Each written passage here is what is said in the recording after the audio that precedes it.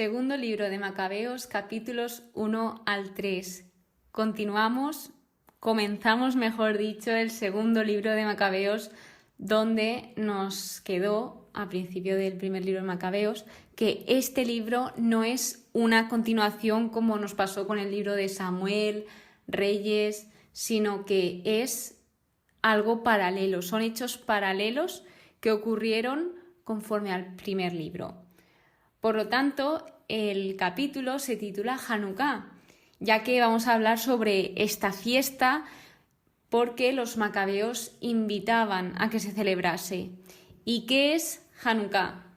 Pues he estado investigando y, para ser sincera, os voy a comentar la descripción que he encontrado en Wikipedia, porque la he visto como la más completa de todas las que he ido investigando. Entonces, Hanukkah, también llamada la fiesta de las luces o luminarias, antiguamente como la fiesta de las lámparas, es una festividad judía que conmemora la rededicación del segundo templo de Jerusalén y la rebelión de los macabeos contra el imperio seleucida, es decir, ahora mismo estamos justo en ese tiempo. Entonces, esta es celebrada durante 8 días y data de la época de la hegemonía helénica en el Levante mediterráneo, más concretamente en Judea, que comienza con las conquistas de Alejandro Magno en el año 332 a.C. Por lo tanto, dice que siglos después los griegos seleucidas pretendieron hacerse con el dominio de la región, como puede leerse en los libros de Primera y Segunda de Macabeos, donde esta festividad conmemora la derrota de los helenos y la recuperación de la independencia judía a manos de los macabeos sobre los griegos de la dinastía de Seleuco y la posterior purificación del segundo templo de Jerusalén de los iconos paganos en el siglo II a.C. Vale, y ahora hablemos sobre la actualidad. ¿Se sigue celebrando? ¿No se sigue celebrando? Pues en la actualidad Hanukkah se celebra el día 25 de Kislev, es decir, este es el 9º mes del calendario hebreo. El calendario hebreo tiene como los meses muy diferentes al actual. Entonces, pues si no me equivoco, ellos empiezan en marzo, por ahí el año, si no me equivoco. Lo podéis buscar en internet porque está muy interesante en Google Imágenes que veáis cómo llevan ellos el calendario, porque es curioso. A mí me gustó mucho cuando lo vi en formato visual. Así que bien, pues esto suele caer cerca de la Navidad, entre finales de noviembre y mediados de diciembre, y durante las 8 noches que he comentado se encienden velas en una menorá, un candelabro con espacios para 9 velas, una para cada noche, más una vela sirviente llamada Shamash o Shamesh. En cada noche sucesiva se añade una vela más y se enciende. Durante el encendido se recitan bendiciones y oraciones especiales. Se cantan canciones y se intercambian regalos para conmemorar el milagro ocurrido en el templo hace más de 2000 años. Bien, mucha teoría, la verdad, aquí de repente, pero creo que también es necesario para ponernos en contexto, porque, por ejemplo, me he dado cuenta que se está hablando de esta fiesta releyendo y pasándome a la libreta todos los apuntes que os voy comentando durante los episodios, porque pensaba que se refería a la fiesta de las tiendas, ya que pues esta fiesta se llama de diferentes formas, entonces pensaba que era como otra forma de llamarla, ya que también se invitaba a celebrar esta fiesta. Pero bueno, ahora os voy comentando. Así que comenzamos con el primer capítulo. Bueno, antes de comenzar, el autor de este segundo libro de los Macabeos es Jasón de Cirine. Y esto se corrobora en el mismo libro. Ahora lo veremos. Primer capítulo, cartas a los judíos de Egipto. Estas cartas estaban escritas en el año 124 y 164 a.C. Se dividen en 2 cartas. En la primera, pues siempre es muy importante, ellos saludaban en las cartas con paz a vosotros, hermanos. O sea, para ellos era súper importante la paz. Y bueno, y sigue siendo. Entonces, pues ellos tenían ese gran deseo de que se estableciera esa paz. Luego, del versículo 2 al 5, vemos cómo se dirigen hacia ellos, hacia los judíos de Egipto, pues, y les comentan que están rezando por ellos, que los llevan en sus oraciones, todo lo que piden por ellos, o sea, les expresan todo. Así que, pues, también dicen que ellos han suplicado y han sido escuchados por el Señor. Por lo que yo veo que aquí se está intentando dar testimonio y dar esperanzas de que el Señor pues sí que está ahí y sí que escucha. Y aquí es donde se invita a celebrar la fiesta de las tiendas, que es diferente a la fiesta de la dedicación, que es el Hanukkah. La fiesta de las tiendas es la fiesta que conmemora a los israelitas cuando estaban por el desierto. Así que la segunda carta, esta fue escrita 40 años antes que la primera, y esto es como una acción de gracias por el castigo de Antíoco, ya que pues los israelitas, los judíos concretamente, estaban pidiendo para que pues el Señor les diese auxilio, porque eran un ejército muy numeroso. O sea, si tú lo ves humanamente dices nos van a derrotar, pero pues gracias al Señor ellos salieron, dicen, salvados por Dios de grandes peligros, muestran ahí su gran agradecimiento. Así que esto también sirve para dar ese testimonio a los otros hermanos y pues que sigan hacia adelante y confiando en el Señor. Luego hay un apartado que trata sobre el fuego sagrado que fue conservado milagrosamente. Es decir, se ve que antes del tiempo de Nehemías, sabiendo que ya iba a pasar todo lo que iba a pasar de tanta guerra, tanta profanación, algunos israelitas escondieron el fuego sagrado, si no me equivoco, supongo que serían los levitas, que se encargaban de todo esto. Entonces lo dejaron guardado de forma que nadie pudiese encontrarlo. Es decir, buscar una forma muy estratégica de saber guardar las cosas. Entonces, cuando regresó Nehemías con las personas que quisieron regresar con él desde Babilonia para reconstruir el templo, de hecho aquí se describe a Nehemías como el que construyó el templo y el altar. Si por alguna casualidad no sabéis de quién hablo, pues el libro de Nehemías ya está subido todo el estudio y allí podéis escuchar los episodios de quién fue, pero básicamente lo describe muy bien. Fue pues una persona que estaba dispuesto a hacer la voluntad del Señor y bueno, pues él mandó a que buscaran ese fuego y lo encontraron. O sea, sí que vieron algo, pero dijeron, no creemos que sea esto, pero sí que era como un líquido que luego se dieron cuenta que era ese fuego. De hecho, dice un versículo, el 22, que dice, el sol que antes estaba nublado volvió a brillar. Y aquí se hace una oración donde está Nehemías y os la voy a resumir por cómo la tratan y cómo se dirigen hacia Dios. Le llaman el creador de todo, temible y fuerte, justo y misericordioso, rey único y bueno, generoso, todopoderoso, eterno. Luego les piden que les salven de todo mal, también le recuerdan todas las grandes obras que ha hecho, piden que acepte ese sacrificio que le están haciendo, que les guarde, que les santifique. Además, creo que lo más importante que le piden es que reúna a todos sus dispersos, es decir, el Señor había pues dispersado a todos los israelitas por los pecados que cometieron, entonces pues ahora ellos les pedían que por favor les reuniese. Y por último, lo que también pedían de todo corazón es que pues ojalá todas las personas que no conocían a Dios, que ojalá le conociesen, que pues le dejasen entrar en su corazón. Y esto es una petición muy bonita que hacemos todos los cristianos, y si no casi todos, de que ojalá este gran don de la fe, ojalá lo pueda tener todo el mundo y todo el mundo se deje abrazar por el Señor.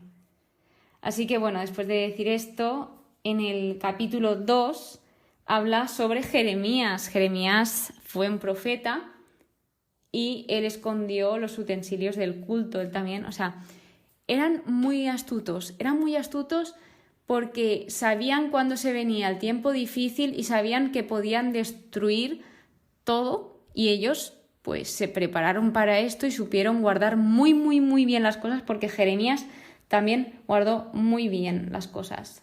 Él se dice aquí textualmente que estaba dotado de sabiduría y lo que él hacía era aconsejar a los deportados a no apartarse de la ley, o sea, que siempre tuviesen la ley en sus corazones. Y bien, pues Jeremías escondió en una cueva, muy bien escondido, es que de verdad que lo remarco, pero es que lo escondió muy bien, según narra aquí. Escondió la tienda del encuentro, que esta viene desde tiempos de Moisés, el arca de la alianza, y el altar del incienso, que si me soléis escuchar, siempre cuando hablaba del arca o cuando ya lleva un tiempo que no aparece el arca, digo, ¿y dónde estará el arca ahora? Porque es una pregunta que me sigo haciendo. ¿Y el arca a día de hoy seguirá por ahí o ya se habrá, no sé, qué será del arca? Porque fue algo muy importante. Entonces digo, a lo mejor aparece en los siguientes libros de la Biblia. ¿Qué pasó con el arca? Lo descubriremos, poco a poco, vamos caminando. Y entonces, bien, pues en los versículos 7 y 8 se indica el por qué. ¿Por qué escondió todas estas cosas?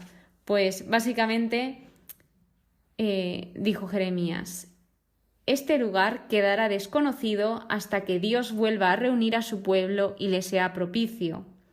El Señor entonces mostrará todo esto y aparecerá la gloria del Señor y la nube, como se mostraba en tiempo de Moisés y cuando Salomón rogó el lugar fuera solemnemente consagrado. Es decir, ¿el por qué? Pues tal vez él sabía la razón en su corazón, tal vez no, pero sabía que era lo correcto, lo que debía hacer, porque es que ya fueron a buscar las cosas que él había escondido. Entonces, pues menos mal que las supo esconder bien y sobre todo que supo guardar ese secreto, porque no es fácil. Así pues, luego viene la biblioteca de Nehemías, donde indica que Nehemías fue quien reunió los libros referentes a los reyes, los profetas, los de David y las cartas de los reyes, que estas se referían a las ofrendas.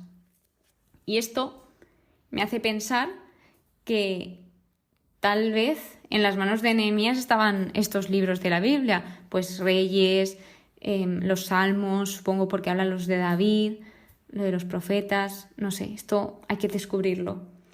Y luego indica que Judas Macabeo también se encargó de reunir todos los libros dispersos. Es que lo pienso y imaginad por un momento todo este trabajo, qué gran trabajo tendrían que hacer para conseguir reunir todo, que tuviese coherencia. Después de esto es donde se les invita a celebrar la fiesta de la dedicación, Hanukkah. De aquí viene esa inspiración que me ha entrado por investigar más sobre esta fiesta y también transmitirosla a vosotros, porque creo que es interesante. Así que, pues bien, aquí lo que remarca es que se celebra durante 8 días y conmemoran que Dios salvó, que cumplió sus promesas y se muestra esa confianza que los que estaban escribiendo esto tenían en Dios, que seguían confiando a pesar de la dificultad y veían esos milagros que obraba el Señor. Otra cosa a destacar aquí es eso, el que se les invita a celebrar, a que, pues si es un día importante, se tiene que celebrar tanto la fiesta de dedicación, la fiesta de las tiendas, etc. Son días de celebración, de gozo y alegría, por lo tanto se les invita a eso. Y luego ya es donde viene el autor a hablar un poco, se abre un apartado para el autor del libro y dice que esto está escrito en 5 libros. El autor es Jasón de Cirine, pero lo que él intentó es comprenderlo todo en uno, es decir, resumirlo en uno, para que esto fuese más fácil de leer y que a las personas les sirviese, que les fuese útil. Es decir, a mí esto me gustó leerlo porque pensé, esta persona no estaba pensando en él mismo, porque si no hubiese dejado ahí los 5 libros, sino que pensó en todas las personas, de que tal vez todas las personas no se podían permitir entender un lenguaje pues tal vez culto o a lo mejor esos 5 libros. No sé la situación, estoy poniendo escenarios que pudiesen pasar, pero me parece un gesto muy bonito de pensar en los demás. Entonces, pues él indica que es algo muy duro de hacer porque, claro, 5 libros, resumirlos en uno, que el mensaje llegue, que se transmita todo lo importante, es decir, cómo selecciono lo importante, porque habría momentos en que dirían, ostras, aquí tenemos 2 cosas, las 2 son importantes, pero hay que resumirlo más aún. Así que pues él dice, soportaremos con gusto esta fatiga. Ellos sabían que el trabajo era duro, pero lo hacían con gusto porque era como para los demás. Entonces, qué admirable esta actitud. Y bueno, también indica que son personas sabias, porque me hizo gracia que comentaban al final del capítulo 2, decían, pues sería absurdo abundar en lo que antecede a la historia y ser breves en la historia misma. Es decir, que ya no se iban a enrollar más en la introducción, que iban al grano. O sea, me encanta esta sinceridad. Y luego el capítulo 3 habla sobre Heliodoro, sobre su historia, que él llega a Jerusalén y en este momento en Jerusalén, la ciudad santa, se encuentra en una completa paz, las leyes están guardadas a la perfección, Onías es el sumo sacerdote, pero llega un punto en que Simón, una persona del pueblo, tiene diferencias con Onías. Entonces, ¿qué pasa? Que en vez de dialogar o pues intentar llegar a un acuerdo, se cabreó porque veía que no podía con Onías y pues quiso acabar con él. Recurrió a Apolonio y como que le comentó que había un tesoro real y claro, aquí las personas eran muy ambiciosas y pues querían ese tesoro real. Así que pues lo que pasó fue que mandó a Heliodoro a Jerusalén y después de todo esto llegó un tiempo difícil donde incluso Onías tuvo miedo, estaba temblando, tenía ansiedad, angustia. Es decir, los ciudadanos veían ese dolor que estaba en su corazón. Y aquí vemos el lenguaje corporal, cómo nos puede decir muchas veces más incluso que nuestras palabras. Así que bien, pues todos estaban suplicando al Señor para que les salvase de esa situación, porque veían que venían tiempos difíciles. Y después de esto viene el castigo de Heliodoro. Que lo que pasó aquí es que, pues, Dios mostró su grandeza, todos quedaron pasmados ante el poder de Dios, incluso los enemigos reconocieron la soberanía de Dios porque Heliodoro quedó herido profundamente y lo que le pidieron a Onías es que por favor que le pidiese al Señor y que le diese la gracia de vivir a Heliodoro. Entonces lo que hizo Onías fue ofrecer un sacrificio por la salud de Heliodoro. Obviamente ponerse a pensar, porque aquí leyendo tal vez se nos pasen muchas cosas, pero una persona que va contra ti, que tiene casi que pensamientos y va a acabar con tu vida, pues que a pesar de eso él tenga esa voluntad de ofrecer algo y pedir por el enemigo, por la persona que te odia, pues así también se vio esa actitud de Onías. Y el de los versículos 33 a 34, literalmente él se salvó y vivió gracias a Dios. Mira, da muchas gracias al sumo sacerdote Onías, pues por él te concede el Señor la gracia de vivir, y tú, que has sido azotado por el cielo, haz saber a todos la grandeza del poder de Dios. ¿Y qué pasó luego? ¿Qué pasó? Pues obviamente la conversión de Heliodoro. Heliodoro, después de ver esto, de ser testigo de todos estos sucesos, de cómo el Señor luchaba por su pueblo, daba testimonio ante todos. O sea, es que no se podía callar, y eso es lo que nos pasa, que cuando tenemos una experiencia así de que Dios nos salva y pues como que nos vuelve a la vida, cuando creemos que ya no hay nada más y de repente aparece Dios y ¡pum! Pues esto le pasó a Heliodoro. Entonces, claro, le volvían a preguntar si valía la pena volver a luchar contra el pueblo de los judíos. Y obviamente él les dijo que no, que quien se acercase a ellos, que fatal, que no iban a salir de ahí, que él estaba vivo gracias a Dios. Y bueno, y con esto se ve cómo Dios va peleando por su pueblo y nunca les deja de lado. Incluso cuando hay momentos que son difíciles y duros, como lo que estaba pasando el sacerdote Onías, que parecía que iba a acabar todo fatal, pues justamente en ese momento pues la providencia actúa y todo acabó dando gloria a Dios y con una conversión. Así que bueno, espero que hayáis aprendido en este episodio, que sobre todo hayáis aprendido algo más sobre el Hanukkah. Yo la verdad que no sé mucho, o sea, he ido investigando, pero pues todo es nuevo para mí, así que poco a poco vamos aprendiendo y si sabes algo más sobre esta festividad, pues encantada de leerte, de saber lo que piensas y sobre todo aprender más. Muchas gracias por escucharme. Nos vemos en el siguiente episodio y que paséis muy buen día. Que Dios os bendiga.